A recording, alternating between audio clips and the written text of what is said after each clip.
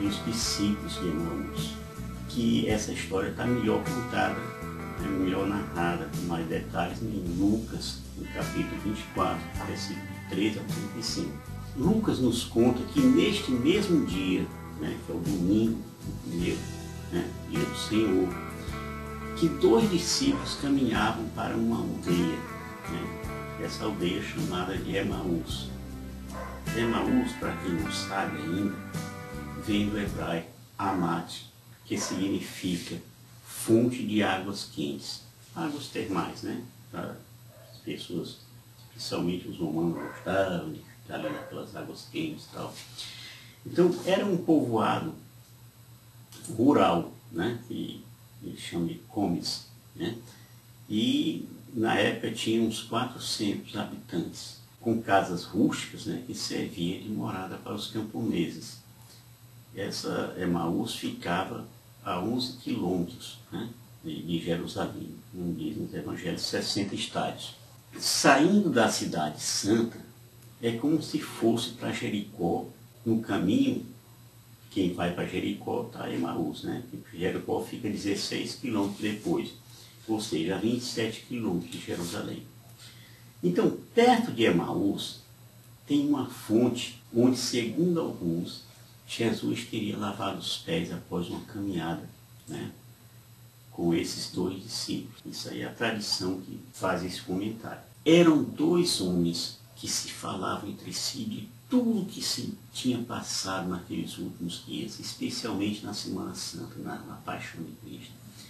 Tudo aquilo era uma história fascinante.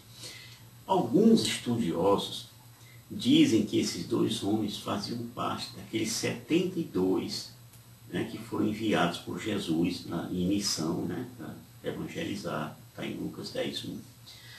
Então, o destaque dado a um deles, que é Cleofas, nos faz crer que talvez ele mesmo tenha contado esse episódio a São Lucas, quando Lucas estava redigindo o seu evangelho. Tradição, os estudiosos que falam isso.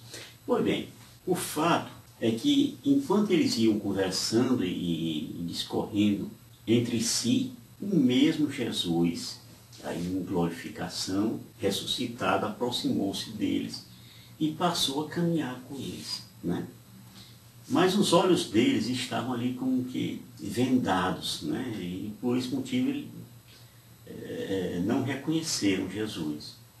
Então o mestre perguntou-lhes: de que estáis falando pelo caminho e por que estáis tristes? E um deles, chamado Cleofas, que falei agora há pouco, respondeu: és tu acaso o único forasteiro em Jerusalém que não sabe o que nela aconteceu esses dias?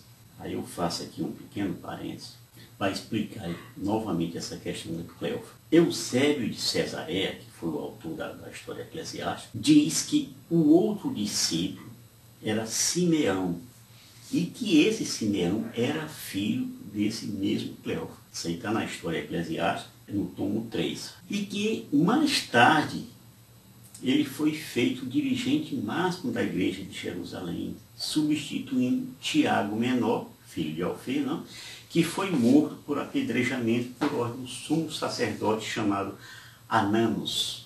Conhecimentos novos, que pesquisei com muito cuidado, com muito critério. Mas voltando aqui para a nossa história. Aí Jesus perguntou: o que foi que aconteceu? E eles disseram a respeito de Jesus de Nazaré. Era um profeta poderoso em obras e palavras, diante de Deus e de todo o povo. E eles continuaram o papo, Os nossos sumos sacerdotes e os nossos magistrados o entregaram para ser condenado à morte e o crucificaram. Nós esperávamos que fosse ele quem havia de restaurar Israel. E agora, além de tudo isso, é hoje o 3º dia que essas coisas sucederam. Pouquinho. Aqui nós percebemos, gente, que mesmo os discípulos mais próximos de Jesus acreditavam que dele seria construído um reino político messiânico, hegemônico, super poderoso, aquele negócio todo, uma força necessária assim para a restauração do reino de Davi, aquela coisa de bélica, aquela, né, poderosa. Esse povo andou 3 anos com Jesus e não entendeu nada da missão, apesar de Jesus ter falado, ensinado, 3 anos ensinando, entrou no ouvido e saiu no outro. Pois bem, depois de um suspiro lá, eles continuaram falando com muita tristeza.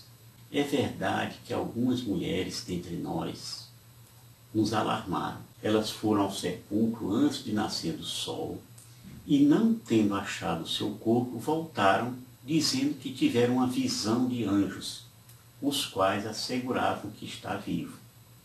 Jesus, né? Alguns dos nossos foram ao sepulcro, Pedro e João, né? E acharam assim como as mulheres tinham dito, mas eles mesmos não viram, né? Porque Jesus só apareceu a Maria Madalena até aquele momento.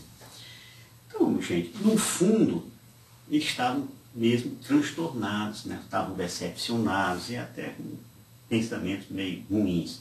Nós também, muitas vezes, ficamos assim em nossos momentos de angústia, de tristeza. Muitas vezes, nós demoramos a enxergar que Jesus está do nosso lado. Às vezes a gente acha que Jesus não está presente, que Jesus não nos ouve, né? E tratamos assim como os discípulos de Emaús, né? Que andaram ao lado dele sem perceber a presença de Jesus. Então ficamos tão absorvidos na nossa dor, na nossa pequenez, né? E nos nossos problemas, que nem percebemos que Jesus nunca nos abandonou. Lembra daquela música, Os Passos na Areia? Pois é. Ali é um exemplo vivo disso aí. Vou fazer uma pequena pregação aqui. E nós? Como nós conhecemos Jesus? Né? Conhecemos aqui a história dos discípulos de Emaús e nós.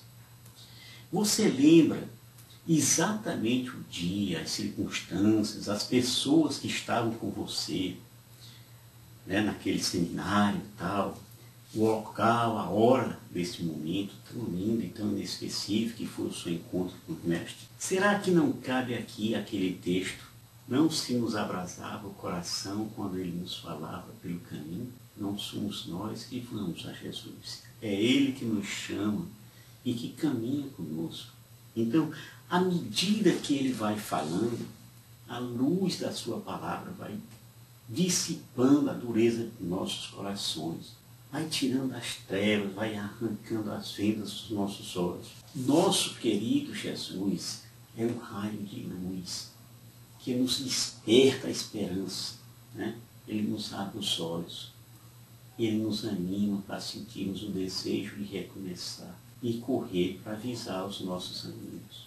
Porque depois que a gente termina o seminário, a gente também corre para muita gente. Muitos não vão, mas pelo menos a gente diz assim, olha, eu vi o Senhor. Né? Então vimos Jesus e o reconhecemos na Eucaristia, gente. Então voltando aqui.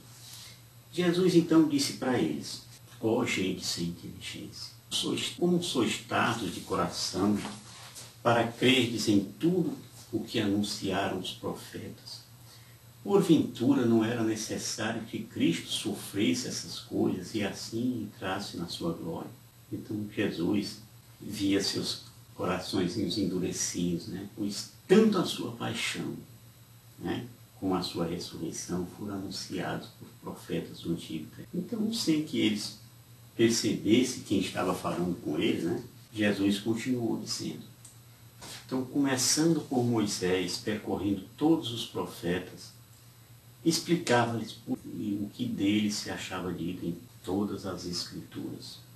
Para aqueles discípulos, faltavam tanto o conhecimento das Escrituras quanto a experiência espiritual mais profunda. Então, após quase 4 horas de caminhada, quando já se aproximavam da aldeia para onde iam, né, que era Emaús, Jesus fez como se quisesse passar adiante, né, seguir para frente, para Jericó, por exemplo. Né? Mas eles, uma coisa também dos palestinos, né, se aproximaram, né, de Jesus e forçaram-no a parar, dizendo, fica conosco, já é tarde, já declina o dia. E aí Jesus aceitou o convite. Lembremos daquela passagem de Gênesis, no capítulo 19, de 1 a 3, né? Onde aqueles dois anjos apareceram na tardinha e Ló insistiu que eles ficassem na sua casa antes de seguir viagem, né? É um costume quase sagrado daquela gente, né? Então, um pouco antes, também em Gênesis, lá pelo meio-dia, Abraão já tinha rogado aos 3 anjos, né, que descansassem em sua tenda antes de seguirem viagem, né? Isso está em Gênesis 18, versículo 5. Pois bem, o fato é que aqueles discípulos, né, aqueles 2 discípulos, ainda não tinham reconhecido Jesus, né? Percebam bem isso, não tinham reconhecido Jesus. Está um processo de glorificação. Aconteceu que, estando todos sentados à mesa, Jesus tomou o pão, abençoou, partiu e serviu. Né? E nesse instante, os olhos deles se abriram, né?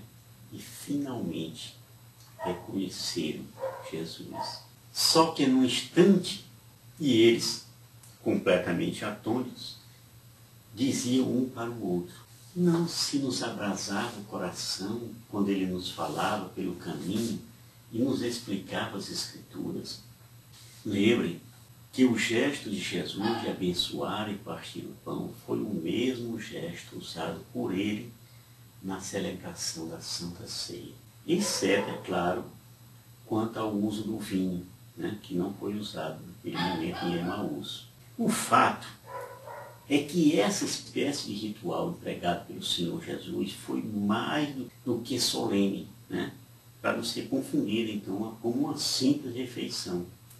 Ainda que esta pequena ceia tenha sido vista inicialmente como um gesto próprio dos palestinos. Mas, pergunto, por que a bênção ao partir o pão? Segundo o Mishnah, que é uma palavra hebraica para dizer repetição, né, ou instrução, se forem 3 os que devem comer juntos, né, então ficam obrigados a benzer a mesa, né, pois não podem separar-se para a bênção. Essa ordem trata das bênçãos, né, e das leis relativas aos frutos da terra. Assim é que Seder Zeraim é a primeira e a mais curta Seder. Seder normalmente é a refeição, né?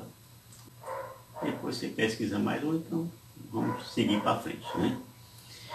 Ocorre então que Jesus, como fez em toda a sua vida pública, usou a ocasião para confirmar a instituição da Eucaristia, né? E para perpetuar esse encontro maravilhoso. Tem um cachorrinho aqui que gosta de latir. Interessante o que aconteceu naquela casa, né? Jesus, ele entrou como convidado e se tornou o anfitrião. Né? Perceberam? Isso também é o que ocorre nas missas, né? Jesus é o anfitrião. Os discípulos fitavam atentamente os gestos de Jesus, né? Suas cabeças davam volta e as lembranças iam todas à tona. Já se imaginou você naquela cena? Quer se ver naquela cena? Vá para a missa. Né? A situação é a mesma, sabia? Bom, o certo é que, ao reconhecerem Jesus, talvez tenham feito o gesto de querer abraçá-lo.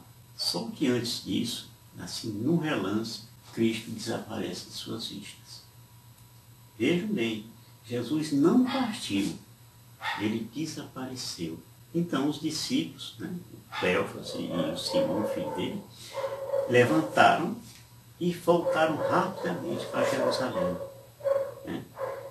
Eu acho assim, considerando que a ceia com o Senhor em Emaús se deu no fim da tarde, com certeza chegaram em Jerusalém já tarde, talvez lá pelas 11 horas da noite. Estou calculando aqui pela distância, né? Pois eles precisavam dar essa notícia espetacular, esse furo espetacular os seus amigos na caminhada. Talvez tenham ficado desapontados, né, por não serem autores da notícia inédita. Não sabe por quê? O furo já não era deles, né, o furo jornalístico, vamos dizer assim. E na hora que eles chegaram todos eufóricos, né, já foram dizendo para ele lá que Jesus tinha encontrado com Pedro. Aliás, por falar em Pedro, ele estava meio atordoado, né, pelo que aconteceu naqueles últimos 7 dias.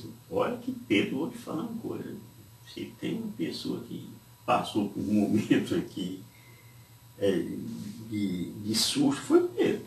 Susto, de angústia, de tudo enquanto. Então foram um dia terrível para a sua zona de conforto, né?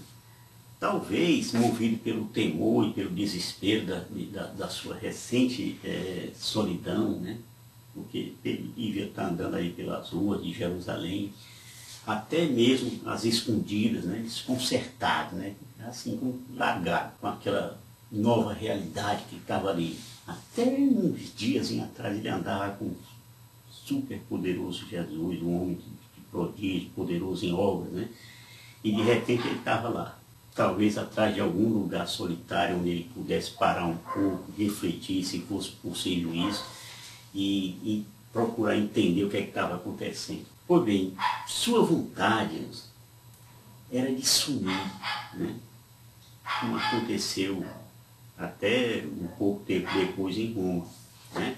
Você lembra daquela passagem de Covades, né?